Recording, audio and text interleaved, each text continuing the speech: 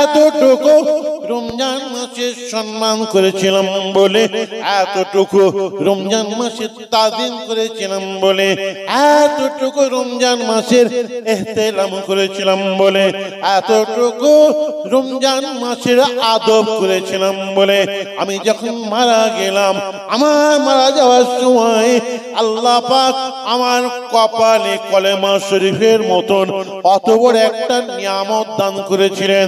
অর্থাৎ আমার মরটা আল্লাহ পাক সেই দিন ঈমানের সঙ্গে করেছিলেন বলে আমি বিধর্মী মেয়ে ছেলে আজকে বেহেশতের মধ্যে, জান্নাতের মধ্যে ঘুরে ঘুরে বেড়াচ্ছে। জোরে বলা যাবে না সুবহানাল্লাহ? আজকে বিধর্মী মেয়ে ছেলে রমজান মাসের সম্মান করে সে আজকে পরিত্রাণ পেয়ে গেল। আর আজকে আমাদের রমজান মাসে জন যুবক ছেলেগুলো, জন যুবক মেয়েগুলো দিন দুপুরে বেহার মতন, নির্লজ্জের মতন খেয়ে খেয়ে ঘুরে বেড়ায়। খুব সাবধান, সামনে রমজান মাস আসছে। আল্লাহ পাক আমাদের সকলকে যেন ফ্যামিলি সকলকে নিয়ে খুশি করে একসঙ্গে যেন রোজা রাখার তৌফিক এনায়েত করেন। সকলে বলেন আমিন। তারাবির নামাজ পড়ার তৌফিক এনায়েত করেন। সকলে বলেন আমিন। বেশি বেশি করে কোরআন তেলাওয়াত করার তৌফিক এনায়েত করেন। সকলে বলেন আমিন। তাহলে আল্লাহ কে নুকিয়ে খাচ্ছে, বান্দাকে নুকিয়ে খাচ্ছে, আল্লাহকে নুকাতে পারবে? প্রধানে হোটেল থেকে নুকিয়ে খেয়ে বাড়িতে চলে এলো, আর বিবিকে বললো, বাড়ির সকলকে বললো যে আমি পূজা রেখে আছি, কিন্তু আল্লাহকে নুকাতে পারবে? আল্লাহ যদি ডর ভয় থাকতো, আল্লাহর মহব্বত থাকতো, তাহলে নুকিয়ে খেয়ে অ্যাক্টিং করতো? আমাদের যে এই যে ঘাড় আছে, এই ঘাড়ের শিরার থেকেও কাছে আল্লাহ আছে প্রত্যেকটা মানুষের। আল্লাহ কোরআন মাজিদের মধ্যে বলছেন নাহনু আকরাবু ইলাইহি মিন হাবলিল ওয়ারিদ। প্রত্যেকটা মানুষের ঘাড়ের রগের থেকেও কাছে, রগের শিরার থেকে কাছে আল্লাহ পাক আছেন।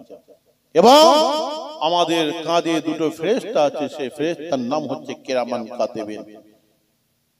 একদম ভিডিও রেকর্ডিং করছে, নোট করছেন, যা ভালো খারাপ করছে নোট করছেন এবং ভিডিও রেকর্ডিং করছেন। তার সাথে সাথে কেউ যদি অস্বীকার করে তাকে ছবি দেখিয়ে দেবে। আমি এই জন্য বলেছি রোজা আলাদা জিনিস, আল্লাহর ডর ভয় মহব্বত আলাদা জিনিস। এমনি বলিনি, নামাজ আলাদা জিনিস, আল্লাহর ডর ভয় আলাদা জিনিস।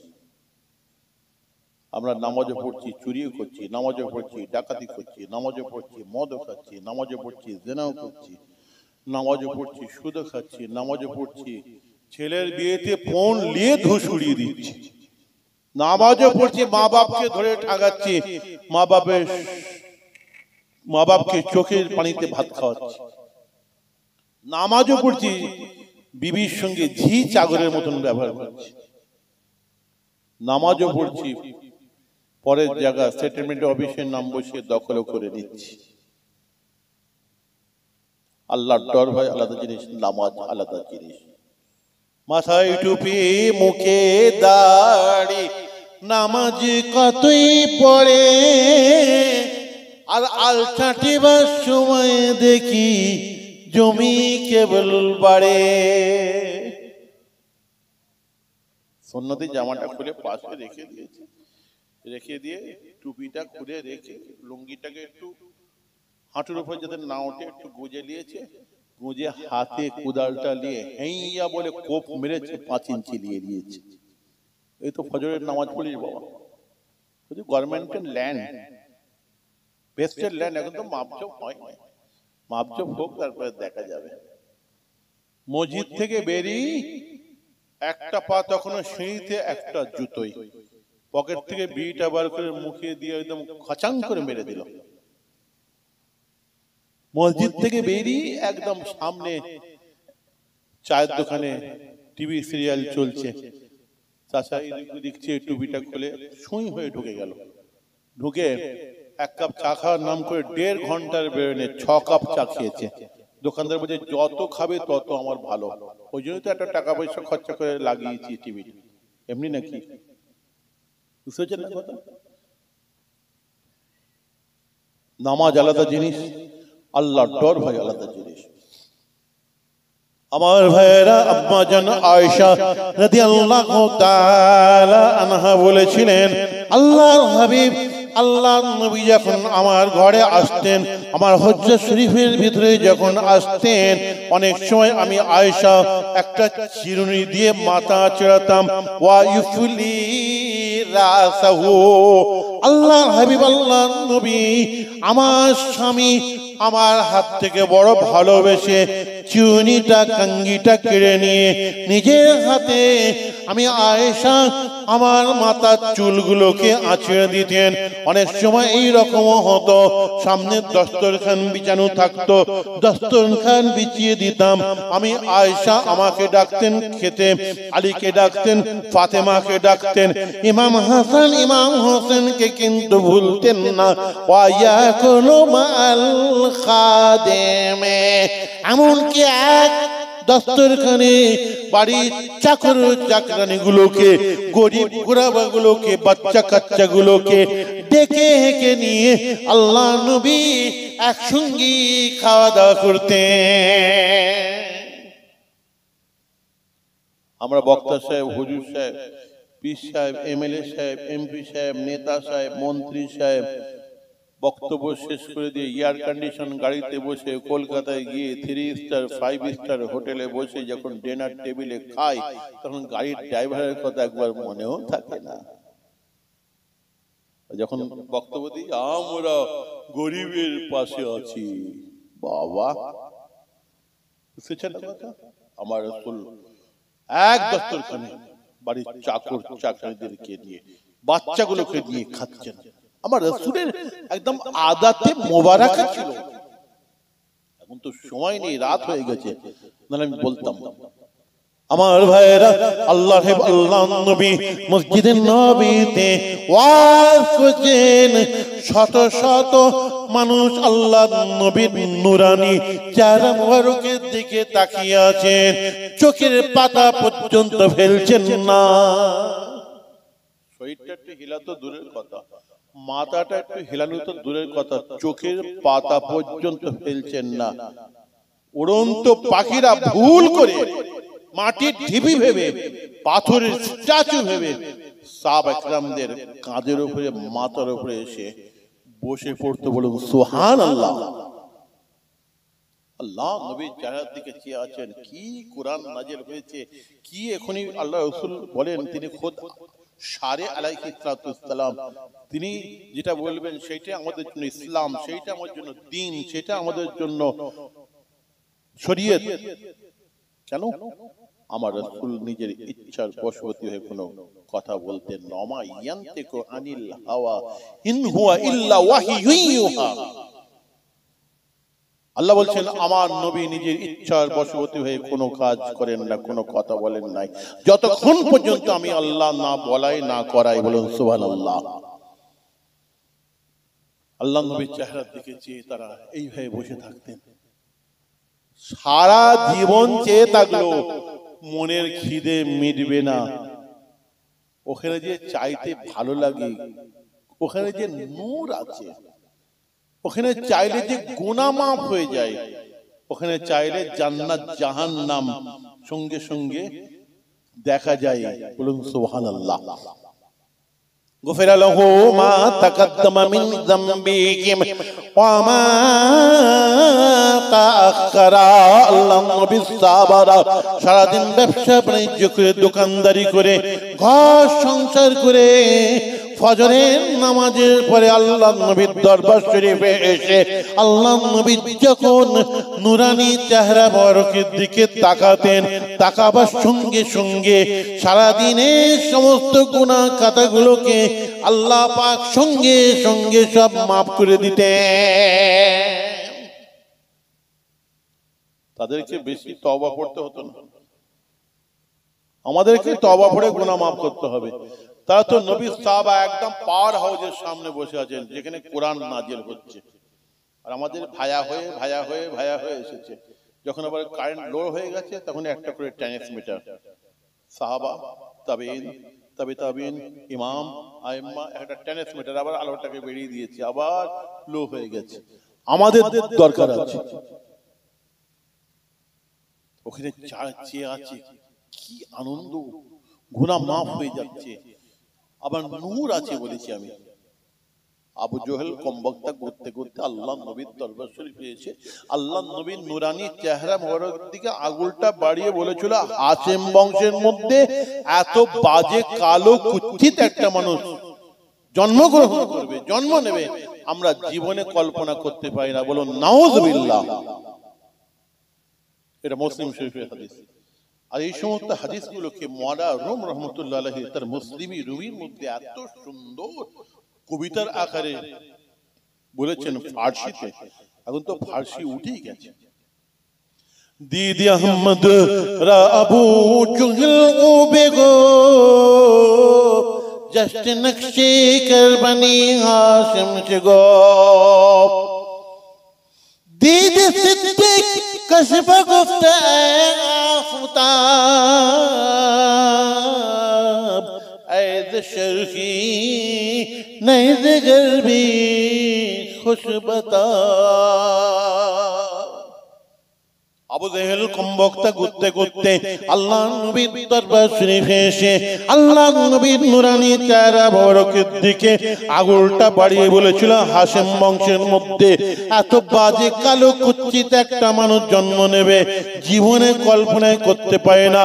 বলুন নাউযুবিল্লাহ। এত বড় বিয়াদবি আনা কথা আমার রাসূল পাকের সাহাবা হযরত আবু বকর রাদিয়াল্লাহু তাআলা আনহু কি সহ্য হয়? সঙ্গে সঙ্গে উঠে বলেছিলেন, দিদে সিদ্দিক কশফ গুফতা আফতাব। ইয়া রাসূলুল্লাহ, ইয়া হাবিবাল্লাহ, আবু জহেল মিথ্যে কথা বলেছে। আবু জহেলের কথায় আপনি মনে ব্যথা নেবেন না, আপনি মনে কষ্ট নেবেন না। ইয়া রাসূলুল্লাহ, ইয়া হাবিবাল্লাহ, আমি আবু বকর যখন আপনার নুরানি চেহারা মোবারকের দিকে তাকাই, হুজুর আপনার নুরানি চেহারা মোবারকের মধ্যে আমি এত নূর দেখি, এত নূর দেখি, এত আলো দেখি, এত আলো দেখি। আপনার নুরানি চেহারা মোবারকের নূরের আলোর কাছে হুজুর চাঁদের আলো টেক খাবে না, আর সূর্যের আলো টেক খাবে না। জোরে বলা যাবে না সুবহানাল্লাহ? পেছন দিকে ভাইরা কি আমার উপর রাগ করেছেন নাকি? কোনোদিন আসেনি, হয়তো চেনা পরিচয় নেই, সেই জন্য মনে করছেন যে ই আবার খেয়ে চলে এলো। হ্যাঁ, আমি বলেছি আমাদের কাঁধের ফেরেশতা সব লিখছে, আমাদের ঘাড়ে দেখছে। এটাও কিন্তু আল্লাহ লিখছে যে ফুরফুরা শরীফ থেকে মেজ হুজুরের পুতা আল্লামা সাইফুদ্দিন সিদ্দিকী সাহেবের ছেলে মুফতি ইমরান সিদ্দিকী ওয়াজ করতে এসেছিল। আল্লাহ আল্লাহ রাসূলের কথা বলছিল, আবু জহেল আর আবু বকর দুজনের কম্পিটিশনের কথা হচ্ছিল, আর এদেরকে সুবহানাল্লাহ বলতে মন চাইনি। খোঁচা দিয়ে ওই জোরে বল সুবহানাল্লাহ, খোঁচা দিয়ে বলাচ্ছিল, ওরা টেনে টেনে সুবহানাল্লাহ বলছিল। এটাও কিন্তু লেখা হচ্ছে। আরে জোরে বলুন না সুবহানাল্লাহ। ঘুম পেয়েছে নাকি আপনাদেরকে? ঘুম তো আমাদেরকে পাবে। 3 মাস জেগে আছে। এই রমজান মাস আসছে, ইনশাআল্লাহ একটু যদি রেহাই পাই। রোজ তো রাত জাগা, লঙ্কা বাটার মতন চোখ জ্বলছে, চোখে লঙ্কা দিলে। আর আপনারা তো একদিন যাচ্ছেন, কালকে থেকে তো কেউ আপনাদেরকে বলবেন একটু বস, একটু রাত জাগ। 3:30 পরে একটু ওই প্যারালাইসিস রোগী যেমন হয় ওই রকম একটু মজলিসের অবস্থাগুলো কিছু কিছু জায়গায় হয়, সব জায়গায় না। মানে প্যারালাইসিস রোগী দেখেছি, হাত তুলতে পারে না, চোখের তারা ঘোরাতে পারে না, মাথা ঘোরাতে পারে না, মানে একটু এইরকম একটা ভাব এসে যায়, না সুবহানাল্লাহ বলতে পারে না, দুরূদ শরীফ পড়তে পারে, এইরকম একটা ভাব এসে যায়।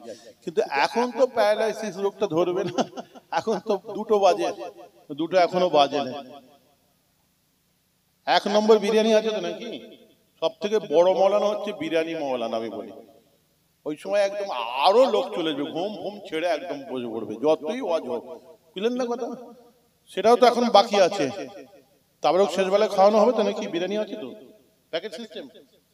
মাশাআল্লাহ, আপনাদের এত বড় জলসা, দেরাদুন চালের বিরিয়ানি নিশ্চয়ই, কোনো চিন্তা নেই। আর আমি তো এক্ষুনি বললে, আপনারা বললে আমি শেষ করে দেবো। আমি তো রেডি হয়ে আছি, একবার যে খাই দোয়া করে দেবো। ভাইরা বলে দিয়েছে আমাকে যে আপনার যেটা খুশি।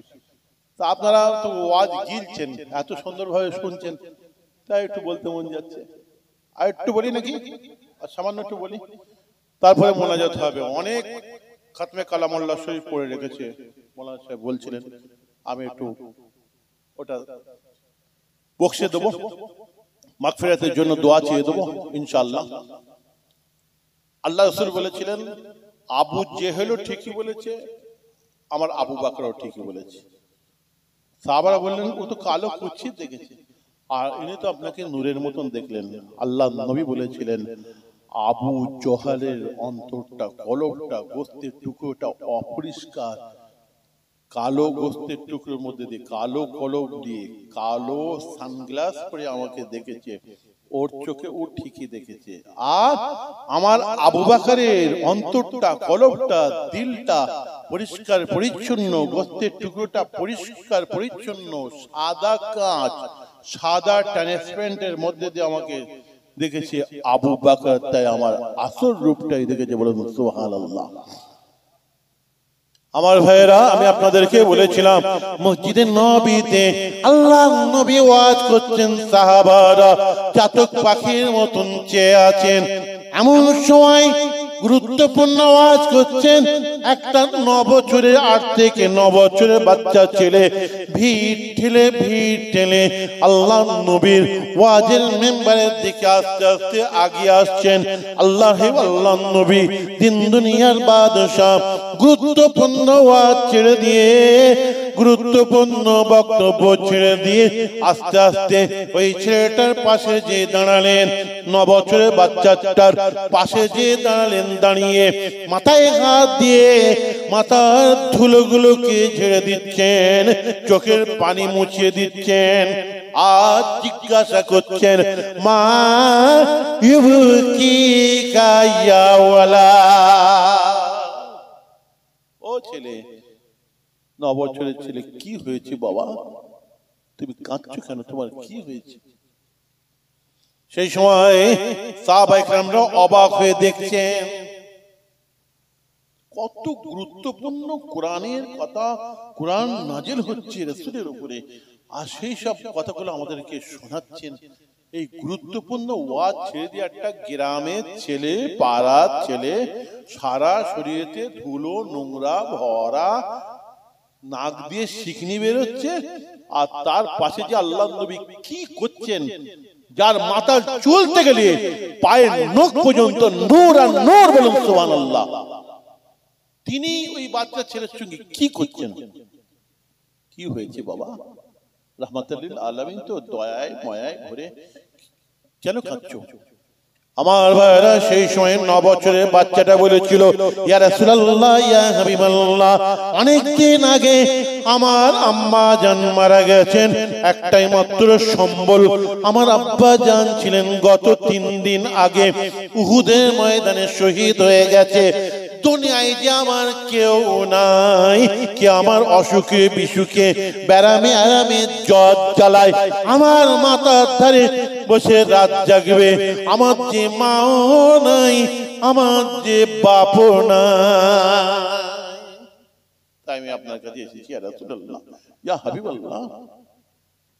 আল্লাহ নবী সেই সময় এতিমের নবী, মা হারা বাপ হারা সর্বহারা নবী, দিন দুনিয়ার বাদশাহ, সেই সময় 9 বছরের এতিম ছেলেটার মুখের দিকে তাকিয়ে চোখ ভর্তি পানি নিয়ে বলেছিলেন, আমার তারদা আন আকুনা আনা আবাকা ওয়া উম্মুকা আয়েশা রাদিয়াল্লাহু তাআলা আনহা।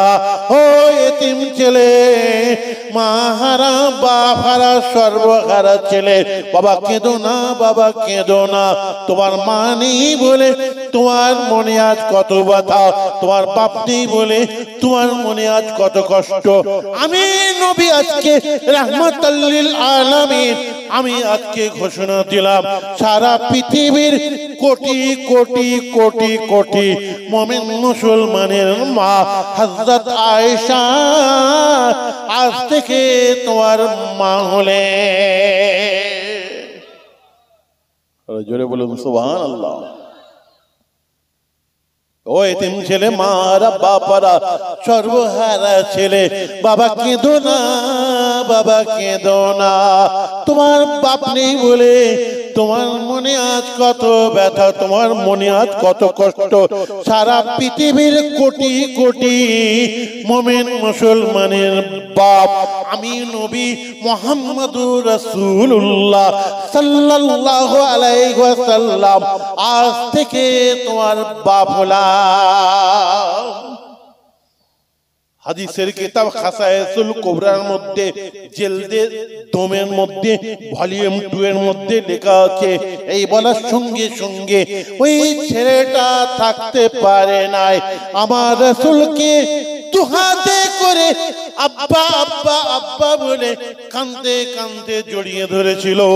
ওই কিতাবে এটাও লেখা আছে সেই সময় আল্লাহর নবীও আর থাকতে পারেন নাই, ওই এতিম ছেলের ধুলো মাখা কপালে নিজের ঠোঁট দিয়ে একটা চুমু খেয়ে ফেলেছিলেন। আহা, আইরে এতিমের নবী, মা হারা বাপ হারা সর্বহারার নবী, এর নজির দেখতে পেলাম না। আমরাও হেঁটে হেঁটে যাই, রাস্তায় কত ওই রকম গরিব অসহায় বাচ্চা নাক দিয়ে শিকনি পার হচ্ছে, পাশ কাটিয়ে চলে যায়। নেতা মন্ত্রী হুজুর পাশ কাটিয়ে আমরা চলে যাই। একবার দেখলাম না বাচ্চাগুলো, তাদের কি অভিযোগ শুনলাম না। আল্লাহ রাসূল আদাতে মোবারকা ছিল বাচ্চাদেরকে ভালোবাসতেন, তাই দস্তরখান বিছিয়েছেন, আম্মাজান আয়েশা বলছেন, আর বাচ্চাগুলোকে সব ডেকে নিয়েছেন, খাদেমগুলোকে একসঙ্গে খাচ্ছেন। আম্মাজান আয়েশা রাদিয়াল্লাহু তাআলা আনহা বলেছিলেন, তারপরে অনেক সময় আমি আয়েশা আমি ঘরের মধ্যে থাকতাম, আল্লাহ নবী আমার স্বামী যখন তাশরীফ আনতেন, আমাদের স্বামী স্ত্রীর কত খোশ গল্প হতো, কত মহব্বতের কথা, ভালোবাসার কথা হতো, কত অভাব অনাটনের কথাবার্তাও হতো।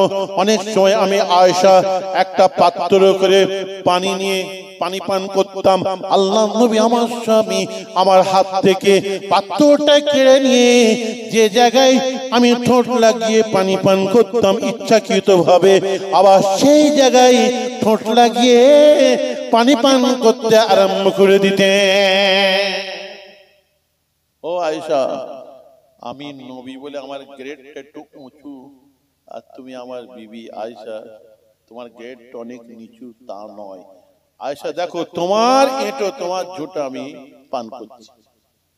স্বামী স্ত্রী আবার এঁটো ঝুঁটো বলে কোনো ব্যাপার আছে? সারা বিশ্বের মুমিন মুসলমান ঘরের ছেলেদেরকে শিক্ষা দিলেন, তোমরা বিয়ে করে এনে তোমাদের বউগুলোকে যেন কাজে ঝি মনে করো না। এই দেখো, আমি নবী, আমি বিশ্ব নবী, আমার স্ত্রীর আমি ঝুঁটো পান করছি। আম্মা জানা আয়েশা রাদিয়াল্লাহু তাআলা আনহা বলেছিলেন, বড় অবাক লাগে এই অবস্থায় মসজিদে নববীতে যখন হযরত বেলাল রাদিয়াল্লাহু তাআলা আনহু আজান দিয়ে দিলেন, হাওয়াতে ভেসে ভেসে হযরতে বেলালের আজানটা আল্লাহর নবী যখন কানে পড়লো, সঙ্গে সঙ্গে আমি আয়েশা লক্ষ্য করি আল্লাহর নবীর আমার স্বামীর চেহারাটা পরিবর্তন হয়ে গেল, একটা গম্ভীর মেজাজ এসে গেল। আমার দিক থেকে মুখটা ঘুরিয়ে নিলেন, মুখটা ঘুরিয়ে নিয়ে আস্তে করে উঠে দাঁড়িয়ে গুড়ি গুড়ি পায়ে হেঁটে হেঁটে মসজিদের নববীর দিকে যখন চলে যেতেন, সেই সময়ে আমার স্বামীকে আল্লাহ নবীকে আর আমার স্বামী বলে মনে হতো না, মনে হতো একটা বেগানা মানুষ। কারেন্টের মতন পরিবর্তন। আজানটা কানে শোনার সঙ্গে সঙ্গে অন্য রায়াতের মধ্যে আছে আল্লাহর নবী সাহাবারা বলছেন মসজিদের নববীতে গিয়ে আল্লাহর নবী যখন নামাজ পড়াতেন, আমরা আল্লাহর নবীর সঙ্গে নামাজ পড়তাম। আল্লাহর নবী যখন রুকুতে যেতেন, আমরা রুকুতে যেতাম। আল্লাহর নবী যখন সাজদায় যেতেন, আমরাও সাজদায় যেতাম। আল্লাহর নবী সাজদা যা মাত্রই আজিজুন কাআজিজুর রাহা, আল্লাহর নবী সিজদা দিয়া মাত্রই বুকের ভেতর থেকে একটা জাঁতা ঘোরাবার মতন কান্নার ঘড়ঘড়ানি শব্দ আমরা শুনতে পেতাম। আল্লাহর নবী নামাজ পড়তেন, নামাজ পড়তে পড়তে এত কাঁদতেন, বুকের ভেতরে একটা আওয়াজ হতো। আল্লাহর নবীর সাহাবারা নামাজের মধ্যে কেঁদেছেন, তাবেইনরা কেঁদেছেন, ইমামরা কেঁদেছেন, আউলিয়ারা কেঁদেছেন। আমরাও তো নামাজ পড়ি, নামাজের মধ্যে তো আমাদের চোখ দিয়ে পানি আসে না। গুনাহ করে করে আমাদের দিলটা এত পাষাণ হয়ে গেছে, দিলটা তো কড়া হয়ে গেছে যে কেউ মরে গেলে, মুর্দা বাড়িতে গেলে বা কেউ মরে গেলে আমাদের চোখ দিয়ে পানি বের হয় না। আশ্চর্য মলম অমৃতঞ্জন ভিক্স লাগিয়ে দিলে যদি বের হয়, তাও মনে হয় বেরোবে না, এমন অবস্থা হয়েছে।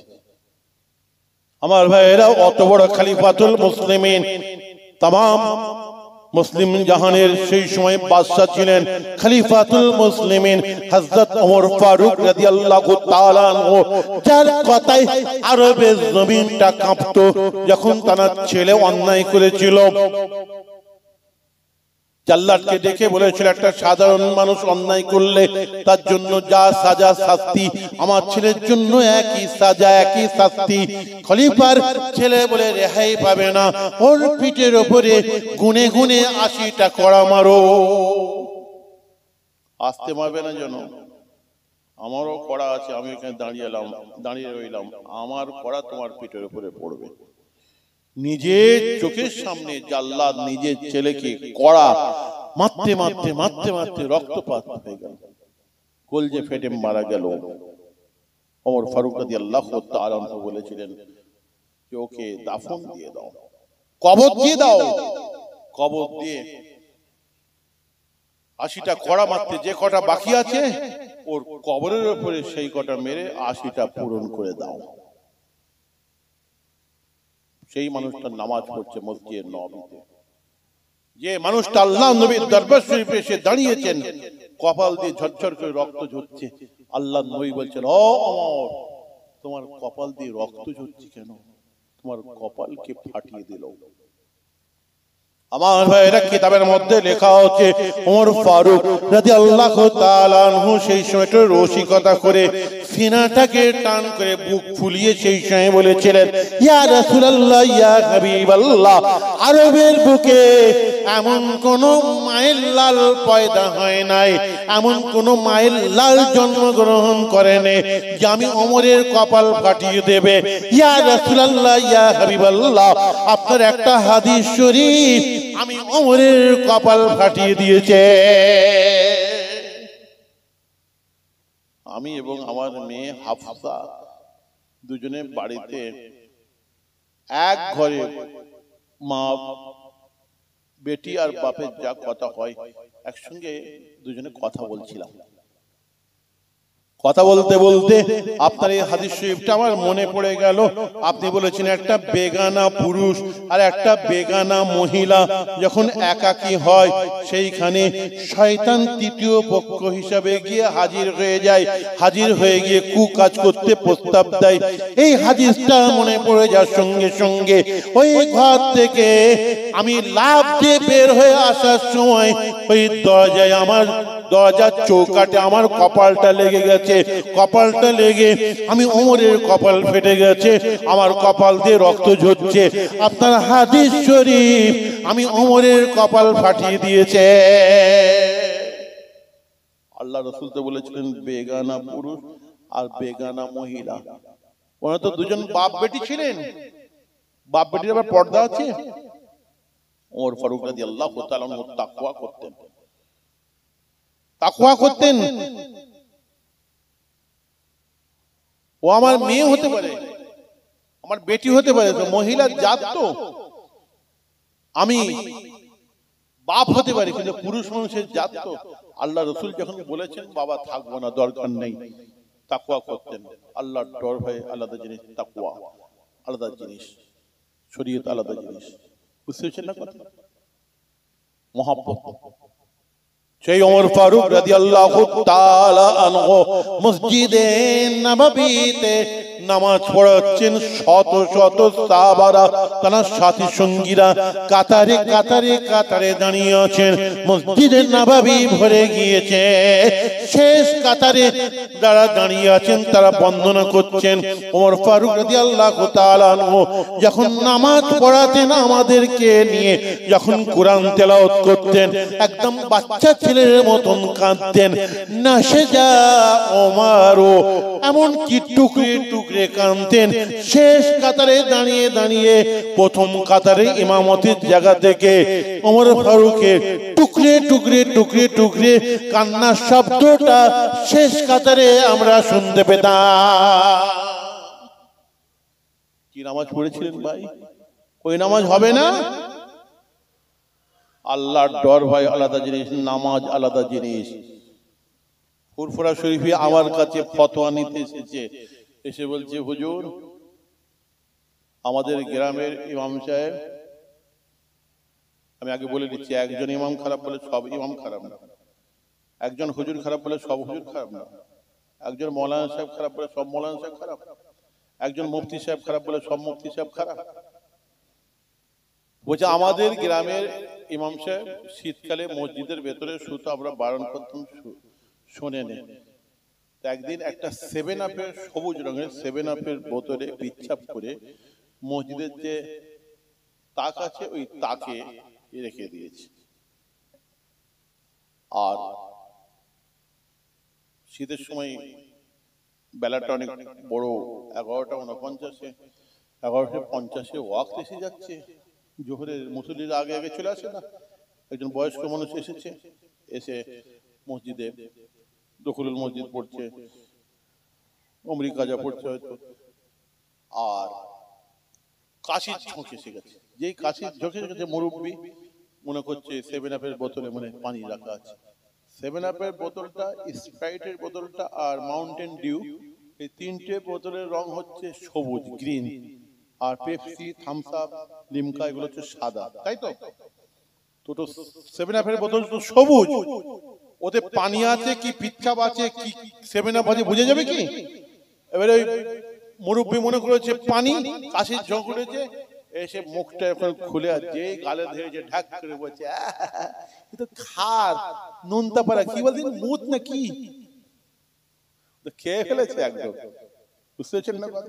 হই হই কাণ্ড মসজিদে, সমস্ত গ্রামবাসীরা ঢুকেছে, ঢুকে বলছে এই বলছে তুই, বলছে তুই, এই যে মারামারি। মুয়াজ্জিনকে ধরে যখন গাকতক দিয়েছে, মুয়াজ্জিন বলছে আমি না, ইমাম সাহেব প্রত্যেকদিন পিচ্ছাপ করে রেখে দেয় আর সকালবেলা ফেলে দেয়, আজকে ভুলে গেছে। বুঝতে পারছেন? তো কথা হচ্ছে ফুরফুরা এসে আমাকে বলছে এই ঘটনা, আমি কি করব, কেন এসেছেন? বলছে আমাদের গ্রামে 100-র মধ্যে 80 থেকে 85 জন বলছে যে ওর পেছনে আমরা কেউ আর নামাজ পড়বো না, আর 20% কি 25% জন যুবক ছেলে, ইয়াং ছেলে, তারা বলছে ওই ইমাম সাহেবের পেছনে আমরা নামাজ পড়বো। ইমাম সাহেব আমাদের ইয়ারের বন্ধু, প্রত্যেক দিন মগরবের নামাজ পড়ে চায়ের দোকানে বসে একসঙ্গে চা খাই, একসঙ্গে মোবাইল দেখি, একসঙ্গে ফ্রি ফায়ার খেলি, একসঙ্গে পাবজি খেলি, গুটখা, তিরঙ্গা, রজনীগন্ধা খাই বসে বসে। ইমাম সাহেব আমাদের বন্ধু। ওই ইমাম সাহেব মসজিদে হেগে ফেলুক, মসজিদে মুতে ফেলুক, মসজিদে জেনা করুক, ও দাঁড়িয়ে ছেঁচে ফেলুক, যা করুক, আমরা ওর পেছনে নামাজ পড়বই। তাহলে আমি যদি বলে দিই, তাহলে ওরা তো ডিসাইড করেই ফেলেছে যে নামাজ পড়বে না। আমি বললে ওরা আমার কথা শুনবে? আমার কথা শুনবে না। আপনার লিখিত ভাবে ফতোয়াটা দেন, ফতোয়া বিভাগ আছে আমাদের দারুল ইফতা, ওখানে দেন, দিয়ে ফোন করে দিলাম, স্ট্যাম্প মেরে আপনি ফতোয়াটা যে একদম মসজিদে ইমাম সাহেবের সামনে, ডান দিকে, বাঁ দিকে, পেছনে মসজিদের দরজায়, সব জায়গায় ঝুলিয়ে দেন। ওইটা দেখে মানুষের বিবেচনা করবে।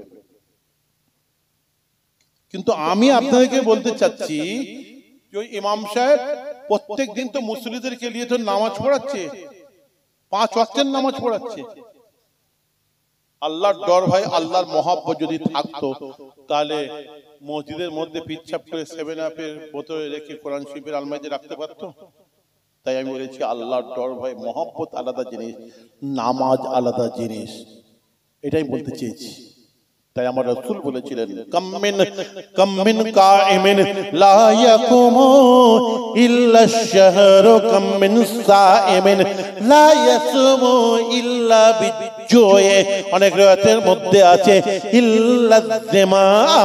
আল্লাহ নবী বলছেন বহু এমন নামাজি আছে সারা জেগে জেগে তারা নামাজ পড়ে, কিন্তু আমি নবী বলছি নামাজ তাদের হয় না, রাত জাগায় সার হয়। আল্লাহ নবী আবার বলেছিলেন বহু এমন রোজাদার আছে সারা মাস শুকিয়ে শুকিয়ে তারা রোজা রাখে, কিন্তু আমি নবী বলছি রোজা তাদের হয় না, শুকিয়ে তাকাই সার হয়। একদম মুসলিম শরীফের হাদিস বলেছি, বুখারী শরীফের হাদিস আছে। দুনিয়ার কোনো আলেমের ক্ষমতা নেই আমার সামনে এসে বলবে আপনার হাদিসটা জাল আছে, মিথ্যা হাদিস বলেছেন। কোন আলেমের ক্ষমতা নাই আমার সামনে এসে আমার হাদিসটাকে কেটে বাদ দিয়ে দেবে। সেই হাদিস আল্লাহ রাসূল বলছেন নামাজ হয় না, রোজা হয় না, তাহলে ব্যাপারটা কি?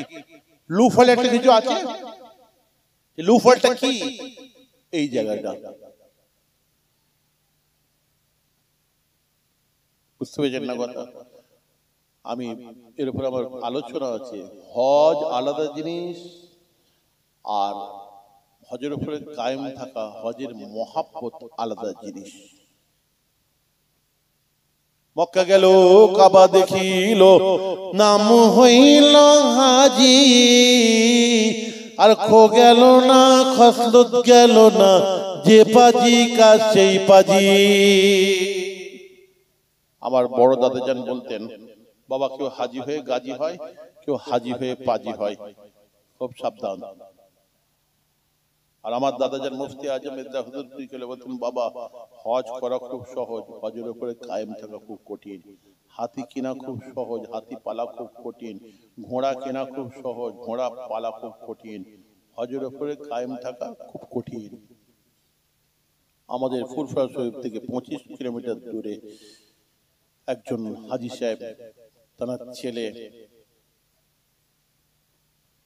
ছেলের মেয়ের বিয়ে হচ্ছে, মানে নাতনির বিয়ে হচ্ছে আর কি। ছেলের মেয়ে, নাতনি বলে তো নাকি আপনাদের এখানে, নাতনি বিয়ে হচ্ছে, কয়েক কোটি টাকা খরচা করেছে। এমন কিছু নেই যে সেখানে খরচা করে না, আনে নেই। বোম্বে থেকে যারা নাচনেওয়ালি গানেওয়ালি তাদেরকেও এনেছে। খুব সংক্ষেপ করে বলছি, শেষ বেলায় যখন ঘরোয়া প্রোগ্রাম, যখন বাড়িতে ওই নাচিরওয়ালি যখন নাচছে, তখন এই হাজি সাহেব দাদু আর কি, মেয়ের দাদু, 68 কি 66 বছর বয়স হয় মনে হয়। তো দাড়ি সাদা হয়ে গেছে দেখলাম, তবে এটা ছোট ছোট দাড়িটা, এরকম সাদা রুমাল, হাজি রুমালটা গলায় দিয়ে দাঁড়িয়ে দেখছে, মাথায় টুপি আছে। তো মিউজিক বাজছে, ইউটিউবে ছেড়ে দিয়েছে, তা ওটা আমার কাছে আপনার রেকর্ডিং করা আছে, আমার কাছেও আছে। কেউ বললে আমি এক্ষুনি এইখানে বসে দেখিয়ে দেবো এইভাবে। আমি তো দলিল ছাড়া কথা বলিনি। আবার ফুরফুরা শরীফ থেকে বেশি দূর নয়, 25 থেকে 30 কিলোমিটার দূরে, সেখানে জলসায় গেছিলাম, যে ওখানে 14 পুরুষের উদ্ধার করে দিয়ে এসেছি। ছাড়নেওয়ালা বাড়ি নয় তো, তাই বলছি যে দলিল আছে। তো মিউজিক বাজছে, বোঝা যায় না। কেউ হয়তো বললো চেঁচিয়ে যে হাজী সাহেব একবার হয়ে যাক, এরকম মনে বলেছে। আর মনে হয় জন বয়সে হাজী সাহেব মনে এক চিৎ ছিল, বুঝতে পেরেছেন? যেই এরকম বলেছে, দেখি দাঁড়িয়ে থাকতে থাকতে ছবিতে যেটা দেখা যাচ্ছে, দেখি হঠাৎ করে এই সাদা রুমালটা একজনকে খুলে এরকম দিয়ে দিল, আর টুপিটা খুলে একজনকে দিয়ে দিয়ে নিচু মতে স্টেজটা, ঘরোয়া প্রোগ্রাম তো, একদম ডিঙ্গিয়ে লাফ দিয়ে স্টেজের উপরে উঠে গেছে। উঠে যে হাজী সাহেবের কোমর নাচানো যদি দেখবেন, বলে নাউযুবিল্লাহ মিন যালিক, 3 বার হজ করেছে, আরো অনেক কিছু করেছে, আমি বলবো না। আমার এখানে বলতে খারাপ লাগছে, হাজী সাহেব যে কীর্তি করছে ওই নাচিমালির সঙ্গে, আমি বলবো না। 3 বার হজ করেছে, মনে হয় বাপের জন্য 100 টাকা খরচা করে না ছেলে, কিন্তু সেই দিন এত খুশি হয়ে গেছে হাজী সাহেব, বাপ নাচছে বলে, বুড়ো নাচছে বলে, ছেলেটা 2000 টাকার নোট আর 500 টাকার নোট গুলো টেবিল ফ্যানের সামনে এরকম করে ধরেছে, ব্যান্ডেল ধরে এরকম খাস খাস খাস খাস করে উড়াচ্ছে, আর হাওয়াতে ফোঁ করে উঠছে একদম। বাবা, মুসলমানের এত হারামের টাকা হয়ে গেছে, কিভাবে টাকাটা ইউটিলাইজ করবে, ব্যবহার করবে, আর ঠিক করতে পারছে না, টাকা উড়াচ্ছে। আজকে ওই হাজী সাহেব যদি আল্লাহর ডর ভয় থাকতো, কোনদিন নাচতে পারতো? তাই বলেছি, আল্লাহর ডর ভয় আলাদা জিনিস, আর হজ আলাদা জিনিস। আর টাকা উড়াচ্ছে, কথা বার হয়ে গেল তাই বলছি। এত টাকার গরম হয়ে গেছে, দেখি বর এসেছে, এখন বর আর মার্সিডিজ গাড়িতে আসে না, আর এখন এম্পালা গাড়িতে আসে না, বিএমডব্লিউ তে আসে না, জাগুয়ার গাড়িতে আর আসে না, এখন বর আসে ঘোড়ার গাড়িতে। এবারে ঘোড়ার গাড়িতে বর আসছে, আর পেছনে সিমেন্টের যে বস্তা, সিমেন্টের বস্তায় 20 টাকার কয়েন, 10 টাকার কয়েন নতুন ভর্তি।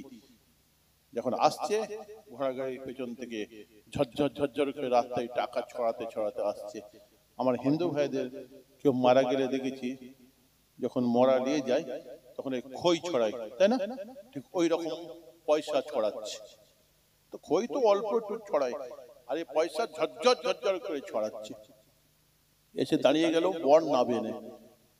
আমি, বর নামবে না? বলছে না, এখন নামবে না, এখন অনুষ্ঠান বাকি আছে। কি হবে?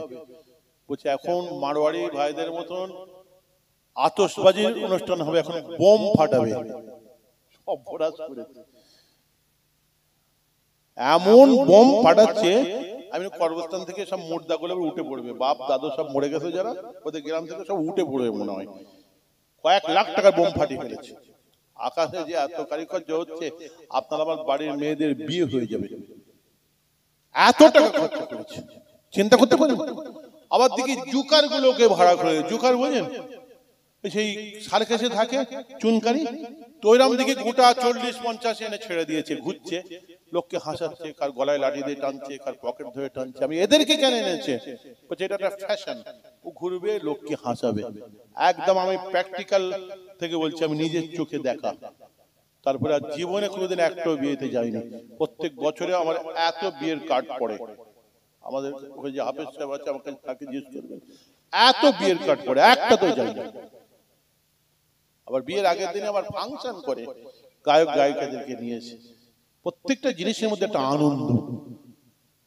তো টাকার গরম হয়ে গেল এমন, আল্লাহ বললো খুব গরম হয়েছে জানা, খুব গরম হয়েছে না, দাঁড়া একটু টান দেবো। যে নোটবন্দি হয়ে গেল, তখন টাকার ব্যাগ নিয়ে দেখে মুরগির খোলটার মধ্যে ঢোকাচ্ছে, টাকার ব্যাগ নিয়ে পায়খানার চেম্বারের মধ্যে ঢোকাচ্ছে, পলিথিন দিয়ে এরকম বড় বড় বস্তা পায়খানার চেম্বারে ঢোকাচ্ছে, পুকুরে ডুবিয়ে রাখছে। সেখানেও অফিসাররা যে ধরে ফেলছে, 12 বছর জেল হবে। বা আবার দরকার নেই, বড় বড় গোডাউনে টাকা এরকম ঢেলেছে, আর পেট্রোল দিয়ে আর কিরাসিন দিয়ে দাউ দাউ করে আগুন দিয়ে পুড়িয়ে দিয়েছে। নিজের সামনে নিজের ইনকামের টাকাগুলো চচ্চড় করে উঠছে, কলজেটাও চচ্চড় করে পড়ছে। অনেকে হার্ট ফেল করে গেল, 14 থেকে 16 জন বিষ খেলো, হার্ট ফেল হলো, মরে গেল, গলায় দড়ি দিয়ে দিল। টাকা খুব ভালো জিনিস, টাকার গরম ভালো নেই। আমার দাদা মেজ হুজুর বলতেন, বাবা টাকার গরম, পয়সার গরম, বিদ্যের গরম, বুদ্ধির গরম, নেতার গরম, মৌলানা সাহেবের গরম, পীর সাহেবের গরম, পিজ্জাদার গরম, মোবাল্লিক সাহেবের গরম, আমির সাহেবের গরম, হুজুরের গরম, খলিফার গরম, সুফি সাহেবের গরম, মন্ত্রীর গরম, নেতার গরম, গ্রামে মোড়লের গরম। এমনকি একটা দুধের হাঁড়ি করে আপনি দুধ চলাবেন, চুলোতে দুধ চড়াবেন, দেখবেন দুধটা ফোঁ করে উঠতে উঠেছে, ওর একটা গরম আছে। কার কথা? মুফতি আজম মেজ হুজুর পীর কেবলার কথা, যার জানাজার ময়দানে 40 লক্ষ মানুষ হাজির হয়েছিল। হিন্দু ভাইয়েরা সমস্ত বাড়ির দরজা খুলে দিয়েছিল, মন্দিরের দালানে কাপড় বিছিয়ে দিয়ে তারা বলেছিল, ধর্মগুরু ফুরফুরার মেজ হুজুরের জানাজার নামাজটা আমাদের মন্দিরের দালানে পড়ো, আমাদের কোনো দ্বিধা নাই, বলুন সুবহানাল্লাহ। সেই মেজ হুজুর খেলে বলছেন, এই গরমকে বাবা মারতে হবে, मिटा दो अपने हस्ती को, अगर तुम मर्तबा चाहे कि दाना खाक में मिलकर गुले गुलजार होता है। নিজের আমিত্বকে মিটিয়ে দাও, গরমকে মিটিয়ে দাও, কিন্তু উচ্চ মর্তবা হাসিল করতে চাও। কে দানা খাক মে বিলকর, ফুলের দানা আগে মাটির সঙ্গে মিশে তারপরে গাছ হয়, গাছ হয়ে ফুল হয়। তুমিও তোমার গরমকে, আমিত্বকে, রাগ, হিংসা, গরম, ফকরকে মিটাও মাটির সঙ্গে, তারপরে আস্তে আস্তে রহমতের গাছ হবে, রহমতের গোলাপ ফুল ফুটবে, চেষ্ক ঘাস ছাড়া কিছু হবে না। আজকে আমি বলেছি প্রত্যেকটা আমলের মধ্যে মহব্বত থাকতে হবে, আল্লাহর ডর ভয় থাকতে হবে। আমি খালি ওমর ফারুক রাদিয়াল্লাহু তাআলা আনহুর একটা নামাজের কথা বলেছি, মানে আল্লাহর ডর ভয়ের কথা বলেছি, একটা ওমর ফারুক রাদিয়াল্লাহু তাআলা আনহুর একটা খালি মহব্বতের কথা বলি, আমি দোয়া ছেড়ে দেবো, কেননা 1 ঘন্টার উপর তো হয়ে গেল। আমার ভাইরা, ওই ওমর ফারুক রাদিয়াল্লাহু তাআলা আনহু আবার হজ করতে গিয়েছেন, হজ করতে গিয়ে একটা চক্কর দিয়েছেন দোয়া পড়ে। আপনারা জানেন হজ করতে গেলে প্রত্যেকটা চক্করে দোয়া পড়তে হয়, আর ওই হাজী আসওয়াদ পাথরকে চুমু খেতে হয়। কিন্তু এখন আপনি খেতে পারবেন না, এত ভিড়, ঘন্টার পর ঘন্টা মানুষ দাঁড়িয়ে থাকে। যারা কমজোর মানুষ, হার্ট দুর্বল, ওখানে হার্ট ফেল করে মারা যায় এবং বেহুশ হয়ে যায়। যারা যাচ্ছে বেয়াদবি করে আসছে, ঢুকে বেরোতে পারছে না, খানায় খাবার দেয়ালে, খানায় খাবার গিলাফে পা দিয়ে ঠেলে ওপর দিয়ে বেরিয়ে আসছে, বেয়াদবি করে ফেলছে। আমার ভাইয়েরা, বাদশার তরফ থেকে সিস্টেম করা আছে, মাসলায় আছে, 1 তলা 2 তলা 3 তলা তওয়াফ হচ্ছে। আর যেখান থেকে হোক, যখন আপনি টানাটানি হবেন রুকনে ইয়ামানের, ওই হাজী আসওয়াদের টানাটানি হবেন, একটা সবুজ রঙের লাইট লাগানো আছে, ওই লাইটের দিকে, হাজী আসওয়াদের দিকে হাত দিয়ে আপনি এরকম মাসা করে চুমু খাবেন, আপনার গুনাহকে আল্লাহ পাক maaf করে দেবেন। হাজী আসওয়াদ পাথরে চুমু খাওয়া সব আল্লাহ পাক লিখে দেবেন। দরকার কি আছে বেয়াদবি করা? হাত দিয়ে মাসা করে নেবেন। বহু হাজী সাহেব এখানে আছেন, হজ করতে গেছেন, যাবেন, উমরায় গেছেন, উমরায় যাবেন, বেয়াদবি করবেন না খবরদার করে গিয়ে। ওটা হচ্ছে আদবের জায়গা। ওখানে যদি গায়ের লোম যদি খসে যায়, একটা যদি পিঁপড়ে মেরে দেন, একটা যদি গায়ের লোম খসে যায়, দাম দিতে হয়, একটা দুম্বা সদকা দিতে হয়। ওখানে মারামারি করার জায়গা, ঠাড়াঠাড়ি করার জায়গা, একটা যখন মসলায় আছে দরকার কি? কিন্তু সেই যুগে অত লোক হতো না। ওমর ফারুক রাদিয়াল্লাহু তাআলা আনহু ফাঁকা, তখন অত লোক হতো না, বহু বছর আগে, শত শত বছর আগে কথা বলছি। তো একটা চক্কর দিয়ে তওয়াফ করে এবার চুমু খাবেন। আবার ভাইরা চুমু খেতে যাবেন, হঠাৎ চুমু খেতে গিয়ে ওমর ফারুক রাদিয়াল্লাহু তাআলা আনহু ঠোঁটটাকে সরিয়ে নিয়েছেন, ঠোঁটটাকে সরিয়ে নিয়ে বলছেন, হ্যাঁ হাজে আসওয়াদ পাথর, আমি ওমর তোমাকে চুমু খাবো না, তুমি সামান্য একটা পাথর, ইন্নাকা হাজারুন লা ইয়ানফাউ ওয়ালা তাদুরর, তুমি সামান্য একটা পাথর, আমি তোমাকে চুমু খাবো না। তোমার মতন কত পাথর খানায় কাবার ভিতরে ছিল, আল্লাহ বললেন সব ফেলে দাও, তোমাকে রেখে দিতে বলেছে।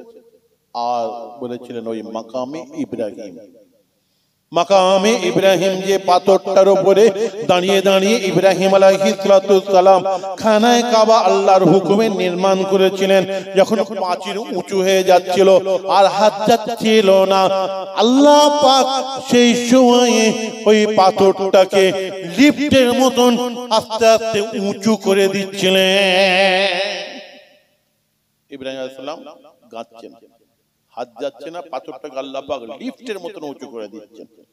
যখন খানায় কাবা নির্মাণ করা হয়ে গেল, সেই সময় ওই পাথরের উপরে দাঁড়িয়ে ইব্রাহিম আলাইহিস সালাম বলেছিলেন, আল্লাহ আমার খানায় কাবা নির্মাণ করা হয়ে গিয়েছে, খানায় কাবা নির্মাণ করার মজুরি আমাকে দিতে হবে। আল্লাহ পাক সেই সময় বললেন, হে ইব্রাহিম খলিলুল্লাহ, আয় আমার বন্ধু, আয় আমার দোস্ত, কি মজুরি তোমার চাই বলো। আল্লাহ, আমি মজুরি হিসাবে আজকে আপনার কাছ থেকে চাইবো আখিরি, আপনার আখিরি জামানার পয়গম্বর নবী মুহাম্মদুর রাসূলুল্লাহ সাল্লাল্লাহু আলাইহি ওয়াসাল্লাম, শেষ জামানার নবী, নবী মুহাম্মদুর রাসূলুল্লাহ সাল্লাল্লাহু আলাইহি ওয়াসাল্লামকে আমার খানদান থেকে আপনাকে পয়দা করতে হবে, আমার বংশ থেকে আখির নবী নবী মুহাম্মদুর রাসূলুল্লাহ সাল্লাল্লাহু আলাইহি ওয়াসাল্লামকে পয়দা করতে হবে। প্রত্যেকটা নবীরা কিয়ামতের মহামাঠ মহাময়দানে আল্লাহ পাক যখন প্রত্যেকটা নবীদের কুস্তিনামা, তাদের যখন নসলনামা জিজ্ঞাসা করবেন, পরিচয় জানতে চাইবেন, প্রত্যেকটা নবীরা যখন পরিচয় দেবে তাদের আত্মীয় স্বজনের, বাপ মায়ের, সেই সময় আমি ইব্রাহিম যেন মুহাম্মাদের দাদা বলে পরিচয় দিতে পারি। আল্লাহ বলেন, ঠিক আছে, তোমার দোয়াকে মঞ্জুর করলাম।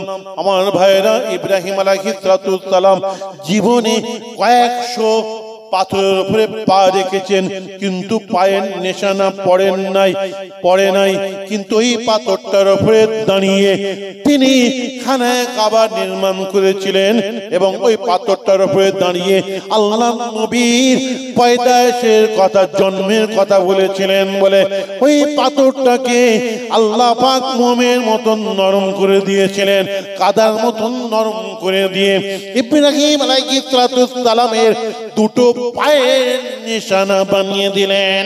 বানিয়ে দিয়ে ওই পাথরটাকে একদম হজের রুকুনের মধ্যে ঢুকিয়ে দিলেন, বললেন ওইটা মুলতাজিমের সামনে রেখে দাও, সোনার খাঁচার মধ্যে রাখা আছে।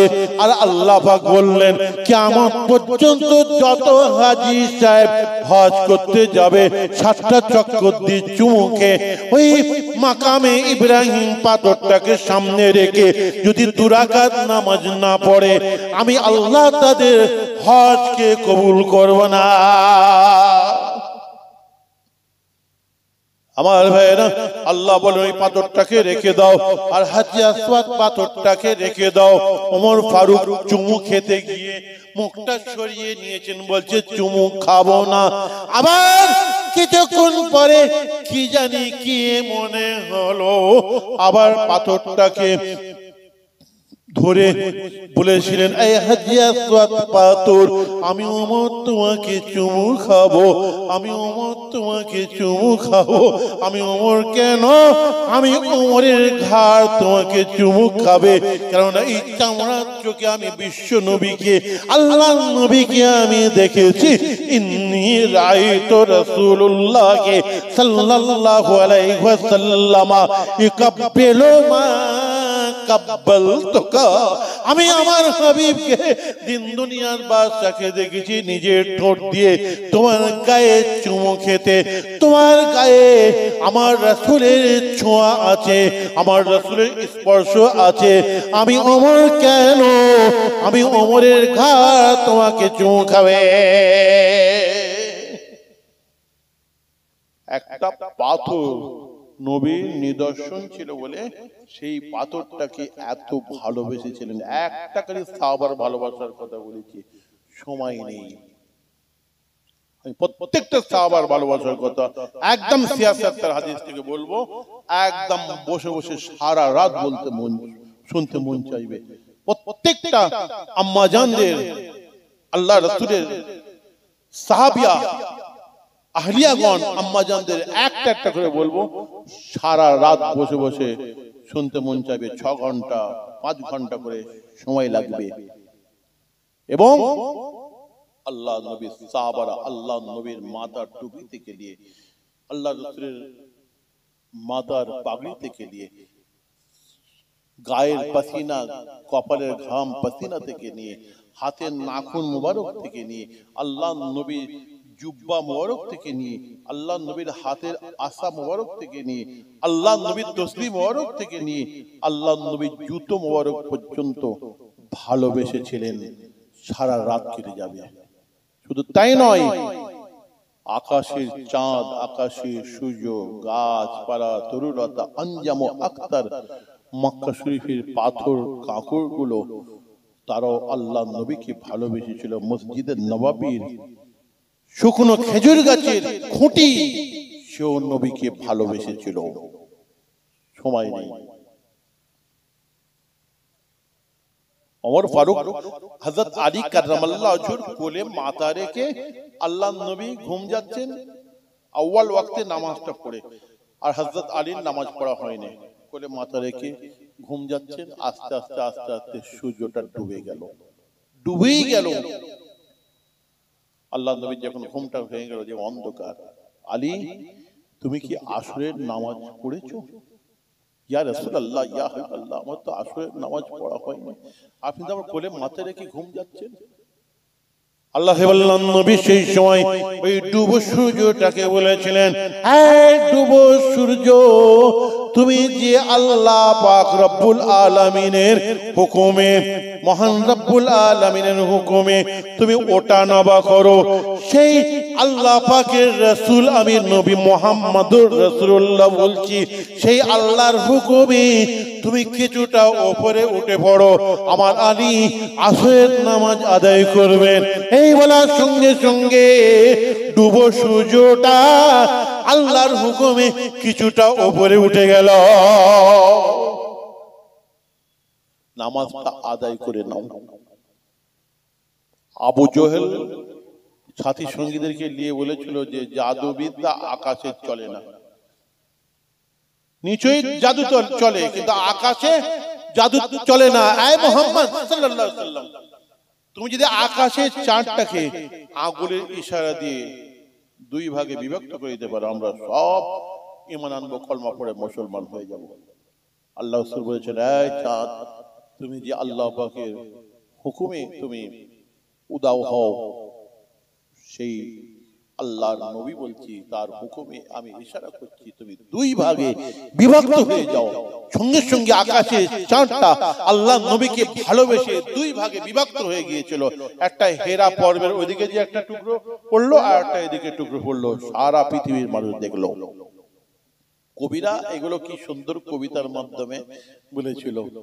पलट आता है सूरज शाम के उनके इशारे पर, पलट आता है सूरज, पलट आता है सूरज शाम के उनके इशारे पर, अंधेरा भाग जाते हैं जब कभी उंगली उठाते हैं, जहां हम नात शाहे हर दो आलम गुनगुनाते हैं, मुनाफिक कांप जाते हैं, फरिश्ते झूम जाते हैं। কবিতার মাধ্যমে কি সুন্দর করে বলেছিলেন। শুকনো খেজুর গাছের খুঁটিটা আল্লাহ নবীর মহব্বত, আল্লাহ নবীর সঙ্গে কথা বলেছিল। ফার্সিতে বুখারী শরীফের রিওয়ায়াত হানিমুল জাযা বলে একটা বাব আছে, এই বুখারী শরীফের রিওয়ায়াত থেকে মাওলানা রুম রাহমাতুল্লাহ আলাইহি তার মুসলিমি রুমির মধ্যে কি সুন্দর কবিতা আকারে বলেছে, এর মানে করা আমার সময় নেই। উস্তুনে হান্নান দর হিজরে রাসূল লা নামিজদ হামচু আরবাবে আকুল দর তাহিয়ুর মন্দা সাহাবে রাসূল কচমিনা লসতু আযতল গুফত पैगम बढ़ती खाई ऐसा तू गुफ्त जानम अज फिराकत गश्त खून मसनद दमन बूदा में आजमन ताकते बरसरे में बत मसनद साखते। আবার যদি কোনোদিন আসে এই শুকনো খেজুর গাছের খুঁটি আল্লাহ নবীর সঙ্গে কথা বলেছিল, নবীকে ভালোবেসেছিল, এর উপরে দীর্ঘ আলোচনা করব। আমি বেশি বকা আমার অভ্যাস, আমি একটা করে জলসা করি 2 ঘন্টা 3 ঘন্টা 3.5 ঘন্টা 4 ঘন্টা 10 মিনিটও বাংলাদেশে ওয়াজ করেছি কিছু কিছু জায়গায়। আমার একটু কোমরের প্রবলেম আছে, খালি চেয়ারে বসে ওয়াজ করতে হয়, আমাকে টেনে টেনে নামায়। হাতের লোককে ফোন করে যে বলো হুজুর এবারে বিরিয়ানি ঠান্ডা হয়ে যাচ্ছে, হ্যাঁ এবারে প্যাকেট হয়ে গেছে, আজকেও একটু হয়ে গেল, আজকেও বলবে যে এবার শেষ করতে বললেন তো। হ্যাঁ ই কি হুজুরে বাবা, ছেড়ে দিয়ে পালালে ভালো হয়, আর এ তো খালি বলি যাই। আমার আব্বা হুজুর কেবলা বাকুল সুফি আব্দুল মোমেন সাহেবের জলসায় 7 ঘন্টা ওয়াজ করেছেন। আমার ছোট হুজুর কেবলা 7 ঘন্টা 8 ঘন্টা ওয়াজ করতেন। আমার বড়দাদা যান পুরপুরা ইসাল সাহেব দেখেছি সন্ধ্যেবেলায় যেখানে মজলিসে উঠে আর সকাল 7টায় নামতেন, মধ্যে খালি ঈশার জামাত হতো আর ফজরের জামাত হতো, এত ঠান্ডা কম্বল গায়ে দিয়ে বসতেন, সামনে স্লিপ, এদিকে পানের বাটা, ওদিকে চা, হ্যাঁ পুরো সংসার নিয়ে বড় হুজুর বসেছে, সারা রাত ওয়াজ করছে, কোনো আলেম চান্স পেচ্ছে না। আমি মনে হয় ওই বাপ দাদার এক একজন তো একটা কিছু পাবে নাকি, তা আমি মনে হয় একটু বেশি ওই ওয়াজ করা ওইটা মনে হয় একটু পেয়েছি আর কি। একটা উর্দুতে কথা আছে না, বাপ কা বেটা সিপাহি কা খুড়া কুছ ভি নেই তো থোড়া থোড়া, ওইটা মনে হয় একটু পেয়ে গেছি। ভারী মুশকিল উঠলে মাইক খাতে, সেটা বলে 8 ঘন্টা ওয়াজ করে, আমাকে যদি কেউ বলে আমি 8 ঘন্টা ওয়াজ করতে পারি না। আজকেও উঠেছি, উঠে দেখেন যেভাবে চলছে আর আপনারা যেভাবে শুনছেন, আর যে মাইকটা যে ভালো, এক জায়গায় ওয়াজ করে এসেছি আমি, 2.5 ঘন্টা ওয়াজ করে এসেছি এক জায়গায়, আমি তো আরো 2-3 ঘন্টা আমি চালিয়ে দেবো যদি আপনারা শোনেন, কোনো ব্যাপার নাই। কিন্তু আজকে আর হবে না, আজকে এই জলসায় তো 3টে তো বেজেই গেল, মনে হয় 2:30 বাজে নাকি। আসেন ইনশাল্লাহ কোনোদিন যদি সন্ধ্যেবেলা আসি, আগে আসি, সেদিন এই এলাকায় তো আরো অনেক জলসা আছে, সেখানে ওয়াজ করবো। আসেন একটু সকলে মহব্বতের সঙ্গে নবীর উপরে সালামের নাজানা ইয়া নবী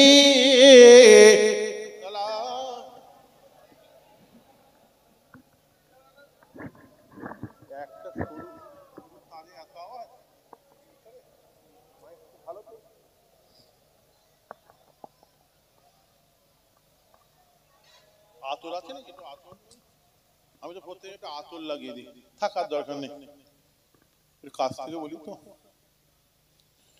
আশরাকাল বদরু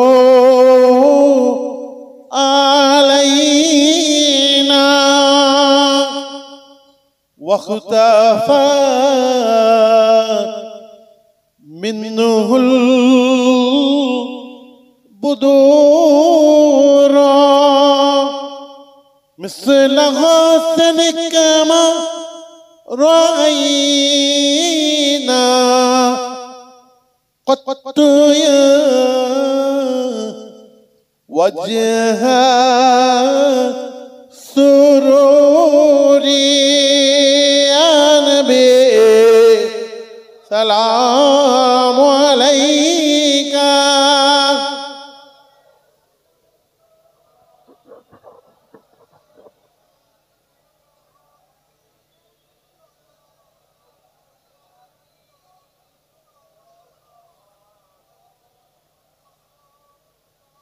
أنت شمس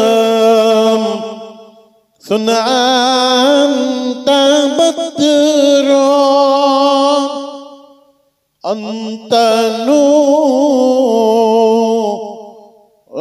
فوق النور أنت كثير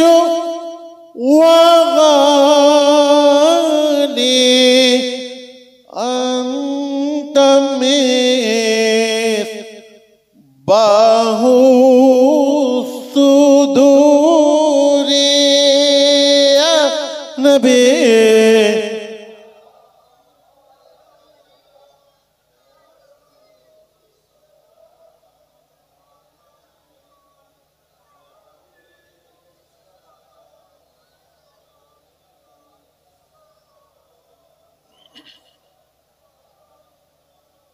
يا حبيبي يا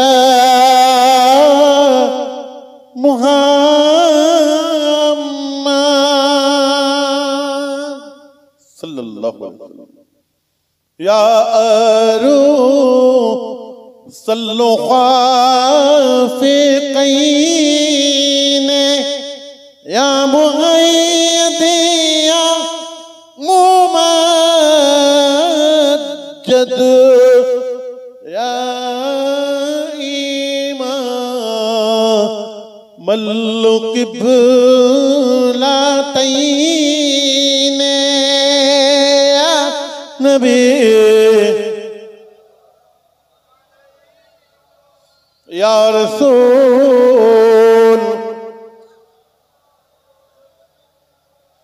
يا حبيب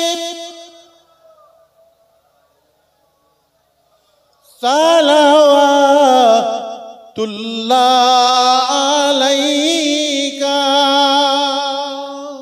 يا رب